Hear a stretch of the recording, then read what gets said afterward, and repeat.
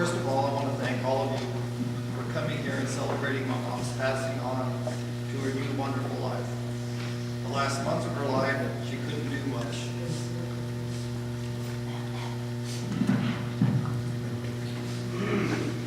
She told my wife that she wished she could have stayed in her last home in Seal Beach and been able to live independently, to be able to garden, be with friends, and drive her car. Just simple things. Not going on vacation to Europe or climbing Mount Everest, just everyday simple things that we all take for granted. That is pretty much how she lived her life, raising a family, helping others, teaching others, feeding others. Now she is no longer in pain. She is perfect. She is free to do what her heart desires. One of my mom's greatest talents and joys was cooking. She could make leather taste good. Growing up, she used to cook liver for us. I don't know how she did it, but it was delicious. Once a friend told me a story of how he and his siblings would stick the liver to the bottom of the table when their mom made it so they didn't have to eat it. They all hated it. I told him liver was good, that we all loved it when my mom made it. So I told my mom the story about my friend, and she said, invite him over and I'll make him some liver. So my friend came, and he was very hesitant to eat. But he took one bite, and one bite became a second and a third, and soon it was all gone. My friend was amazed. My mom was a wizard in the kitchen. It was a passion. An extension to that passion was her love to entertain. She loved to cook and prepare meals for others. She loved to have people over to her house to feed them and talk to them. I remember at the get-togethers she and my dad had when I was young, she would talk and talk and talk for hours. My dad would go to bed, but my mom would still be there at the kitchen table talking to her relatives. And the last ones, I don't know how they did it, but they were up till all hours. She never refused anyone hospitality. She had a big and generous heart. That's not to say she couldn't be strict. Of course, she was more strict with me and my sister Myrna than with the other kids. I remember one time when I was 10, I was sitting at the dining room table doing my homework. I remember I was upset with something. My mother and I had gotten in an argument. And it was something minor, but when you're 10, nothing's minor. So I was very angry, and I made a mistake on my homework, and I was erasing the answer. And I said very loudly, almost shouting, "Oh, shoot." Instantly, my mom was at my side. "What did you say?" I said, "Oh, shoot." She said, "Oh, no, you didn't. You and I know what you said." So she dragged me to the bathroom and gave me a bar of soap and said, "Wash out your mouth." It tasted so bad. She could be a tough cookie when she wanted and needed to be. However, most of the time, it was wait till your dad gets home, and that's all that was needed. She loved to travel and see new places. She never got to travel as much as she wanted to, but she did go to Rome once. She would have loved to see Europe, Asia, South America, the world. One year, my son got a job working in Yellowstone Park. A friend lent me his motorhome, and my family, along with my mom, went on vacation to visit. One day, we were stopped on the way up there, and we stopped at a campsite for the night. It was a clearing in the forest off the highway a few miles. I drove into the campsite and parked in the spot. It was late in the day, around 6. My mom and my kids were looking out the window with awe and curiosity on their faces. I began to walk to the door to go out and set up camp. My mom stops and asks me, "Where are the security guards for this site? That man over there doesn't look very friendly." I stopped and looked at the window to where she was pointing. I laughed and said, "Mom, that's a tree.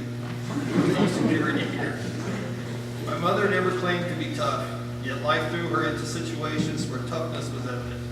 Whether it was raising us alone while my dad played professional baseball, feeding us when my dad was laid off from work for months, traveling to Mexico by bus to visit relatives, walking to buy everything we needed since she didn't drive most of her life. Just living day to day with extreme pain the last years of her life, she never complained, not once. If you asked her how she felt, she would at most say, "Not so good." That's it. Mostly, though, it would be, "I'm fine." My mother was an inspiration to me. She taught me how to love others and be there for others, how not to be selfish, how joy can be found in the little simple things in life. The heart of our family has ceased to beat. She was the center of the force that drew us all together. Life would not be as rich or as enjoyable without her here with us. We will miss her as we would miss the kiss of a cool breath of wind were it no longer to exist. She touched us in small but significant ways. I love you, Mom.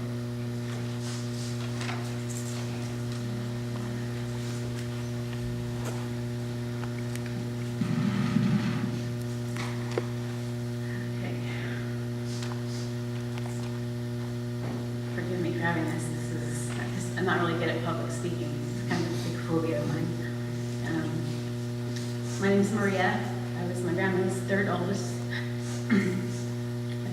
grandchild. I was asked to do a reading a week ago, and I couldn't have the strength to do it. But last night I woke up at 3 o'clock in the morning in a panic. And I thought, if I didn't do it, I'd regret it. And I really wanted to share this with you. So, okay. I wanted to share with you this special bond I share with my grandma. Growing up, we lived in Norwalk. We spent a lot of time with her and my grandpa.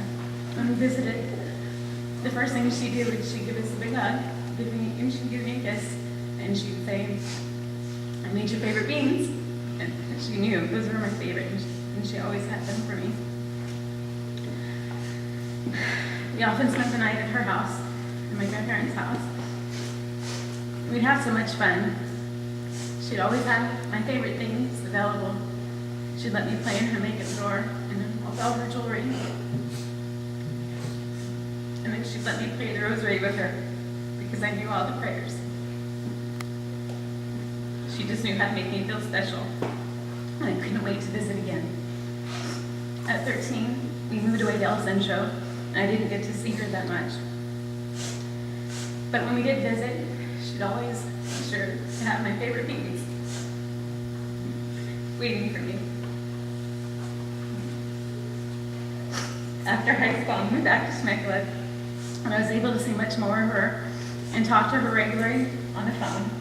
And if I was having a bad day, she'd always give me the perfect advice, and if she didn't know it, I still felt better because I talked to Grandma.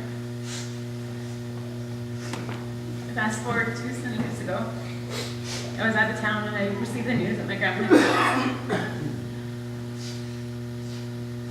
I was heartbroken. I knew I'd never be able to share those phone calls or visits. Later that day, I made the mistake of going on Facebook. I started reading posts from my cousins and my sisters about my grandma, and I was devastated.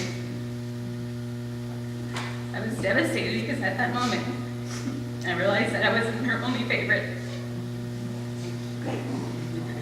And for 41 years, I truly believed I was her favorite.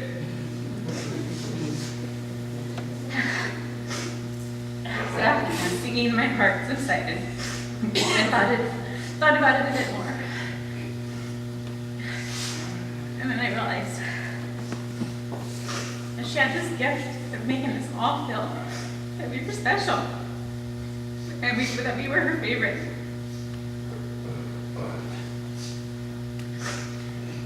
And she probably had those beans for you guys too. Thank you for letting me share this with you. I just wanted you guys all to know how an amazing grandma she was to all of us.